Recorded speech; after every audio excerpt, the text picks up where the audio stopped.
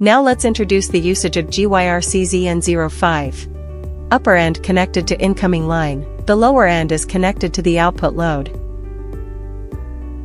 Power on. After being powered on, this place will display the voltage value and a series of parameter values. At this time, you can manually open or close the switch. Press the leakage test button, and the product will automatically disconnect. Mobile phone connected to a 2.4 GHz network. Open the Doodle app.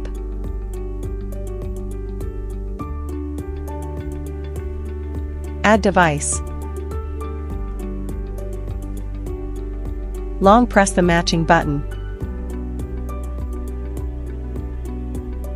Connect to the same Wi-Fi as your phone.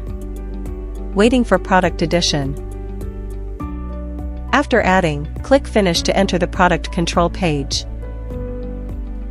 Remote opening and closing of switches is possible.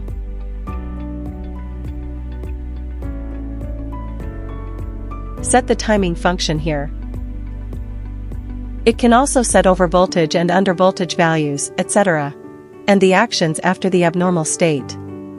It also features an automatic rec losing function. You can view the voltage, current, total electricity consumption, etc. in real time here.